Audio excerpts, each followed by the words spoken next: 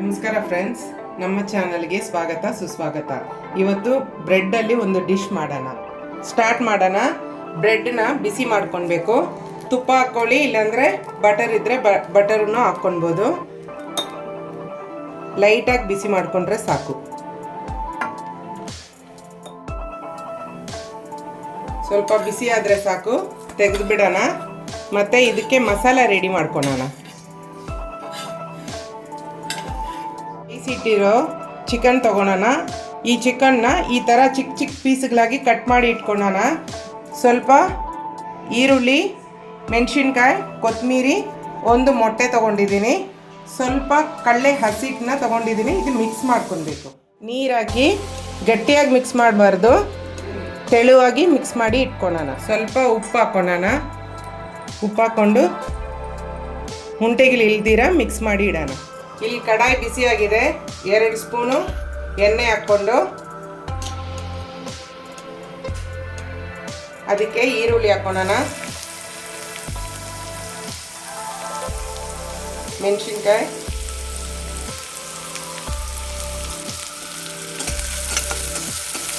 Fry ಮಾಡಿ. ಈರುಳ್ಳಿ ಸ್ವಲ್ಪ ಫ್ರೈ ಆದ ನಂತರ ಸ್ವಲ್ಪ ಬೆಳ್ಳುಳ್ಳಿ ಶುಂಠಿ ಪೇಸ್ಟ್ ಹಾಕ್ಕೊಳ್ಳೋಣ. ಚೂರು ಖಾರದ ಪುಡಿ ಹಾಕ್ಕೊಳ್ಳೋಣ.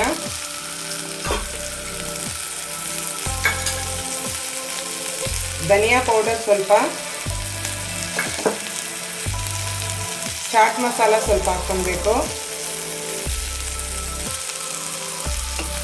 ಈ ಮಸಾಲೆ ವಾಸನೆ ಹೋಗೋವರೆಗೂ ಫ್ರೈ ಮಾಡಿಬಿಟ್ಟು ನಂತರ ಚಿಕನ್ ಹಾಕ್ಕೊಳ್ಳೋಣ. ಚಿಕನ್ ಸ್ವಲ್ಪ ಫ್ರೈ ಆದ ನಂತರ ಒಂದು ಮೊಟ್ಟೆ ಹಾಕ್ಕೊಳ್ಳೋಣ. ಹಾಕ್ಕೊಂಡು ಫ್ರೈ ಮಾಡೋಣ. ಎಷ್ಟು ಬೇಕೋ ಅಷ್ಟು ಉಪ್ಪು ಹಾಕ್ಕೊಳ್ಳಿ.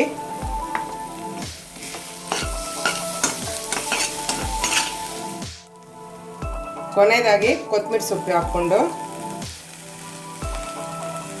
ಸ್ವಲ್ಪ ಫ್ರೈ ಮಾಡಿ ತೆಗೆದುಬಿಡೋಣ. ಬ್ರೆಡ್ಡು ಈ ಥರ ಕ್ರಾಸಾಗಿ ಕಟ್ ಮಾಡ್ಕೊಳ್ಳಿ.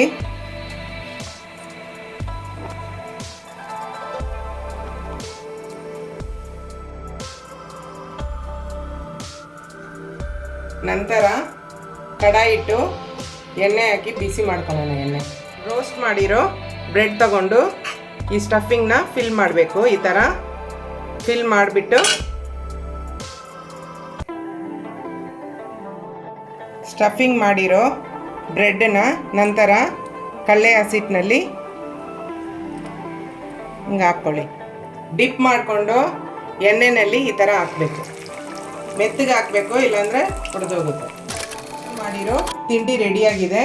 ಇದು ಮೈನೀಸ್ ಜೊತೆನಲ್ಲೂ ಇಲ್ಲ ಸಾಸ್ ಜೊತೆನಲ್ಲೂ ತಿನ್ಬೋದು. ಡಿಶ್ ಟ್ರೈ ಮಾಡಿ, ಸಬ್ಸ್ಕ್ರೈಬ್ ಮಾಡಿ, ಶೇರ್ ಮಾಡಿ. ಧನ್ಯವಾದಗಳು ಫ್ರೆಂಡ್ಸ್.